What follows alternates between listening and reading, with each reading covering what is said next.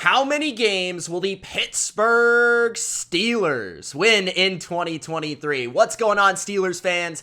It's Mitch here of TheBottomLineView, here to give you my record prediction for the Pittsburgh Steelers. This 2023 NFL season, going game by game, pick by pick, providing my analysis on every matchup this 2023 NFL season. If that sounds good, don't forget to spike the like button and let me know in the comment section below how you feel the Steelers will perform in 2023. Do you think they'll make the playoffs this year? Are they on the outside looking in? And how many games will they win this season? Let's go. The Pittsburgh Steelers had a surprising 9-8 season last year. Another winning season for Mike Tomlin. He did it again. But 2023, there's a different level of expectation in Pittsburgh. It's make the playoffs. It's double digits. It's 10 wins. In this division, in this conference, it's not going to be easy, and it all begins with one of the toughest opponents you'll see all year, the San Francisco 49ers. A great coach, a great roster. But if you're going to play the Niners, you want to play them early. Last year, the Bears beat them in Chicago. Week 1, thanks to a monsoon. So maybe Pittsburgh wants a monsoon.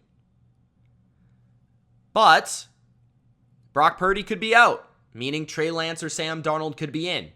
A good opportunity to Pittsburgh to steal a game if you're the Steelers. And that's what they do.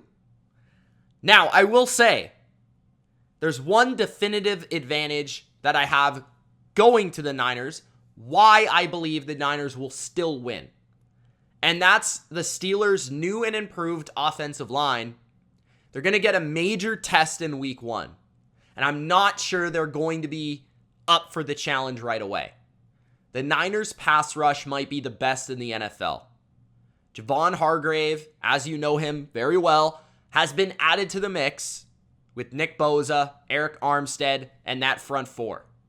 And that's going to be vicious for Kenny Pickett.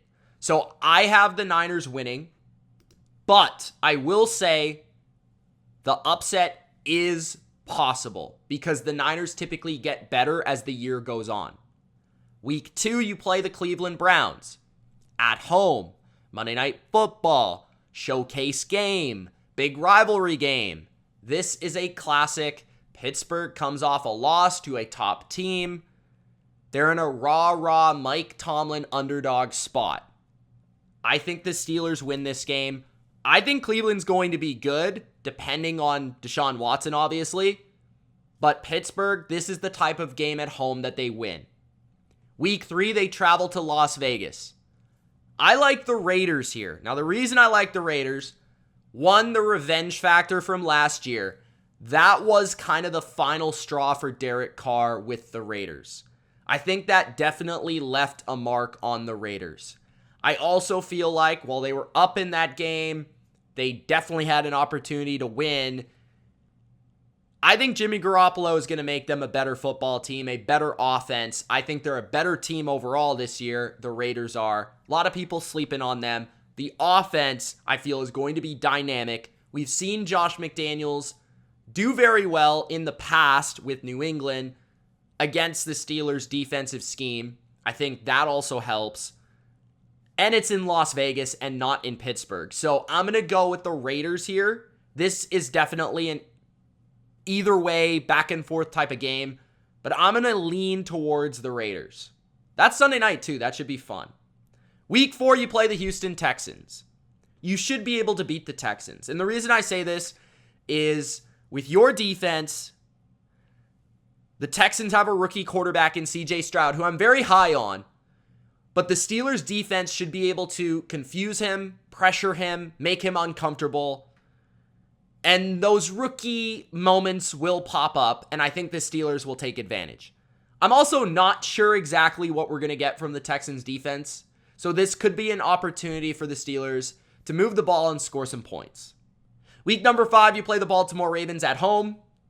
I think in classic Steeler-Raven fashion, I think you split against the Ravens. I think the Ravens are probably the better team with the better quarterback. But I do feel that the Steelers still match up pretty well with the Ravens. Now, you got to deal with more weapons on the outside this year in Baltimore. They still got a very good defense, all that stuff. But they know how to play Lamar. They know how to get in his face. They know how to kind of pry some turnovers, some sacks, some bad plays from Lamar Jackson, more so than other teams, for sure. And the Steelers have played about as good as anybody has played against Lamar. So I'm going to say they win the game at home, and then later in the season, in the final week of the year, I think they lose that game. I think Baltimore will kind of grow as a football team because they have so many new added weapons to the team that it might take some time for their rapport to build on offense.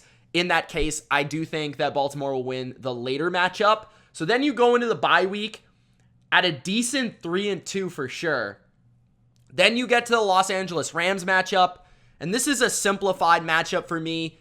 If Pittsburgh gets pressure, they'll win. If they don't get pressure, assuming Matthew Stafford is healthy, that could be an issue.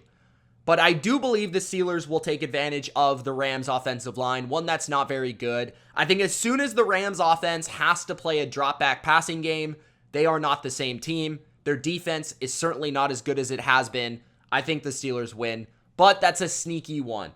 Week number 8. The Jacksonville Jags. This is another game I would say that at home, there's a chance that you win this game. But Jacksonville is a team for a lot of people that they expect to break out. And I expect the Jags to be the best team in their division. I think they've got a good young quarterback, a good young roster on the rise. This does kind of feel like a game that the Steelers might win given the defense and the home field. If weather is impacting this game, I do think that would help Pittsburgh. For now, I have Jacksonville winning this game because I do feel Trevor Lawrence can move the ball through the air against your secondary, but I could see Pittsburgh winning this game. I'm not going to lie.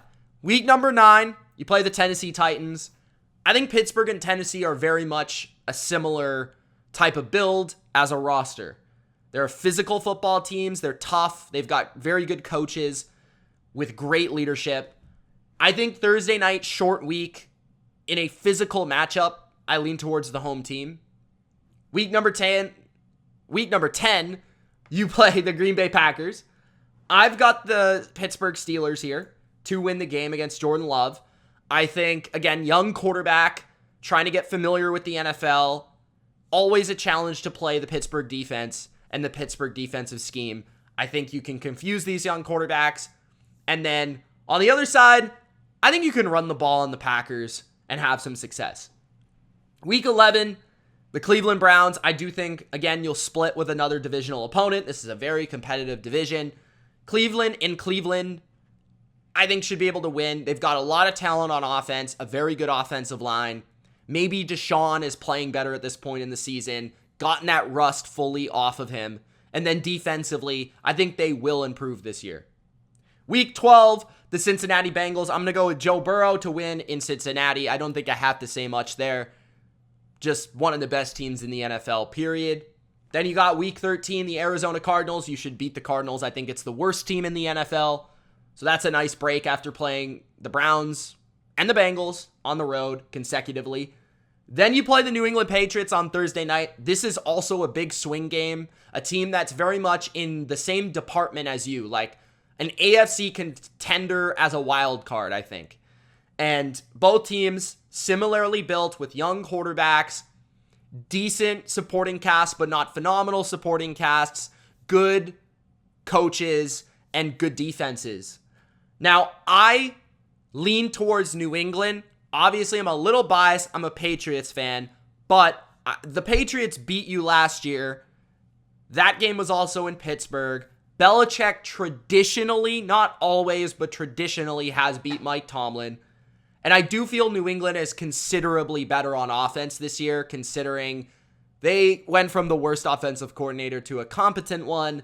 So I'm going to go with the Patriots. I just think they're a slightly better version of the Steelers, but I think it's going to be a good game. Week 15, the Indianapolis Colts. Who knows what you'll get from Anthony Richardson this year with Indianapolis. This might be a game where they shock you and surprise you and win. But I think ultimately, again, young quarterback facing a Mike Tomlin team. I'm going to go with the Steelers. Week 16, I think you will knock off Joe Burrow once this year, once again. The last couple of years, last year specifically, you did a great job against Joe Burrow in that early matchup. I think you can steal one against him once again. And then week 17, you play the Seattle Seahawks in Seattle. I'm going to take the Seahawks. Seattle is a really tough place to play. I'm high on what they can be as a team this year. They've got a lot of young talent that's ready to explode. Dynamic receiving core.